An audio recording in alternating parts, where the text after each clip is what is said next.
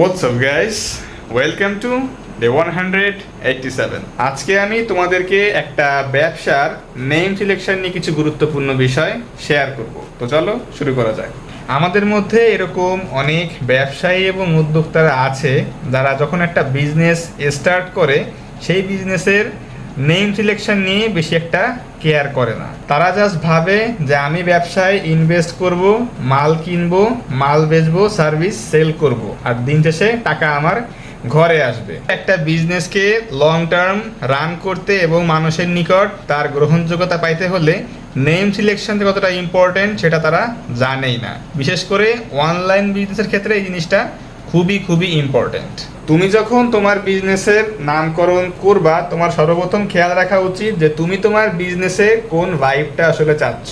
যেই ভাইবটা তোমার পছন্দ সেই ভাইব অনুযায়ী তুমি বেশ কয়েকটা নাম তোমার অপশনে রাখো, তারপরে সব কিছু চিন্তা ভাবনা করে তারপরে একটা নাম সিলেক্ট করো। তো সেই ক্ষেত্রে কিন্তু সবচেয়ে বেশি গুরুত্বপূর্ণ যে তুমি যে নামটা সিলেক্ট করছো এটা আসলে কি কি জিনিস মিন করছে। যেমন ধরো আমি আমার ব্যবসার নাম রেখেছি রয়্যাল। এখানে দুইটা মেইনলি কারণ আছে। প্রথমত আমি থাকি হচ্ছে খুলনা শহরে। খুলনা শহরের নাম আসলে কিন্তু পাবলিকের মাথায় চলে আসে যে সুন্দরবন।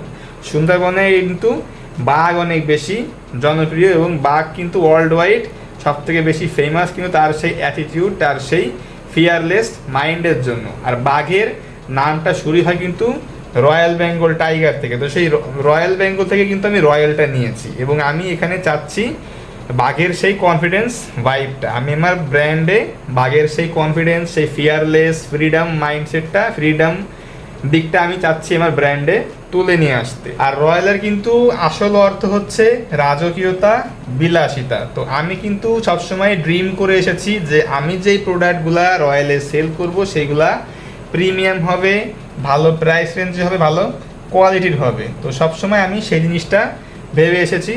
তো সেই ক্ষেত্রে কিন্তু সেই রয়্যালটাই আমার দিন শেষে ব্রেনে হিট করছে যে সব কিছু মিলে আমার বিজনেসের নাম, ব্র্যান্ডের নাম রয়্যাল রাখা উচিত। তো কেন আমি রয়্যাল রেখেছি আমার বিজনেসের নাম, ব্যবসায় ব্র্যান্ডের নাম, সেই অ্যান্সার কিন্তু আমার কাছে আছে।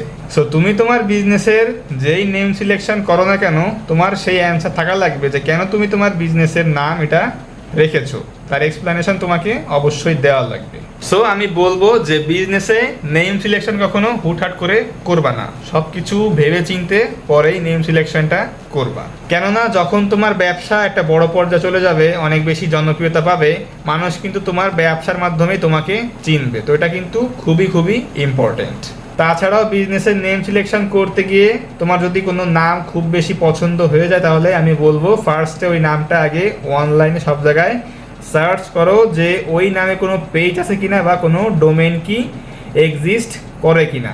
এরপরে যদি দেখো যে তুমি যে নামটা পছন্দ করেছো ওই নামে কোনো অনলাইন পেজ এক্সিস্ট করে না, তাহলে আমি বলবো তুমি প্রথম স্টেপটা পাস করে গিয়েছো। এরপরে তোমার পছন্দকৃত নামটা তুমি অনলাইনে সার্চ করে দেখো যে এর ডোমেইনটা অ্যাভেলেবেল আছে কিনা, নাকি অলরেডি পারচেজড হয়ে গিয়েছে। ডোমেইন মানে হচ্ছে তোমার ওয়েবসাইটের অ্যাড্রেস। তুমি যখন ওয়েবসাইট বিল্ড করবা তোমার ব্যবসার জন্য, তোমার এই ডোমেইন কিন্তু একদম মাস্ট লাগবে। এটা ছাড়া তোমার ওয়েবসাইট বিল্ড করা পসিবল না। সো যদি তোমার পছন্দকৃত নামটার ডোমেইন দেখো অনলাইনে অ্যাভেলেবেল আছে, তাহলে দ্রুত সেটা পারচেস করে ফেলো। আর তুমি যদি এরকম ভেবে থাকো যে এখন কিনবো না, পরে কিনবানি, একবারে যখন ওয়েবসাইট বানাবো ওই সময় একবারে ডোমেইন কিনে ওয়েবসাইটটা বিল্ড করে ফেলবো, তাহলে আমি বলবো তুমি অনেক বড় একটা রিস্ক নিয়ে ফেলছো। এখন হয়তো তোমার পছন্দকৃত নামটার ডোমেইন অনলাইনে অ্যাভেলেবেল আছে, আনসোল্ড অবস্থায় আছে, বাট এরকমও হইতে পারে যখন তুমি ওয়েবসাইট বিল্ড করতে গেলে তখন যদি তুমি ডোমেইন কিনতে যাও, এরকমও কাহিনী ঘটতে পারে যে ওই ডোমেইনটা সোল্ড হয়ে গিয়েছে, তখন কিন্তু আরেক বিপদ হবে। তোমাকে হয়তো তখন ডিফারেন্ট নামের ডোমেইন কিনতে হতে পারে, অথবা তোমার পছন্দ করা ডোমেইনটা যে ব্যক্তি কিনেছে তোমার তার সাথে যোগাযোগ করা লাগতে পারে, তার কাছ থেকে তোমাকে সেই ডোমেইনটা কেনা লাগতে পারে। আর সেই ব্যক্তি যদি একটু ভালো হয়ে থাকে তাহলে সে হয়তো তোমাকে কেনা দামে সেই ডোমেইনটা তোমাকে প্রোভাইড করতে পারে। আর যদি একটু মনে করো যে ইন্টেনশন থাকে যে আমি লাভ করব, তাহলে তোমাকে হয়তো কিছু টাকা লাভেও তোমাকে সেই ডোমেইনটা সেল করে দিতে পারে। যেমন ধরো ডোমেইনের দাম বর্তমানে 1500-1600 টাকা, সে লাভ করার জন্য তোমার কাছে চাইলো 2500-2600 এরকম টাকা। তো তোমাকে কিন্তু দেওয়াই লাগবে, যেহেতু তোমার সেই অ্যাড্রেসটা, সেই ডোমেনটা খুবই খুবই তোমার কাছে গুরুত্বপূর্ণ। তো ওভারঅল আমি বলবো যে ভাই এইসব ঝামেলা যাওয়ার আগে যদি তুমি দেখো ডোমেনটা অ্যাভেলেবেল আছে, দ্রুত সময় নষ্ট না করে ডোমেনটা ওই মুহূর্তে কিনে ফেলো। দরকার হয় ওয়েবসাইট এইসব 1-2 বছর পরে বানা, বাট ডোমেনটা ইমার্জেন্সি এই মুহূর্তে কিনে ফেলো। একটা বিষয় অলওয়েজ মনে রাখবা যে ফিজিক্যাল স্টোরের জন্য যেরকম ট্রেড লাইসেন্স গুরুত্বপূর্ণ, তেমনি অনলাইন বিজনেসের জন্য ডোমেন একটা খুবই গুরুত্বপূর্ণ জিনিস।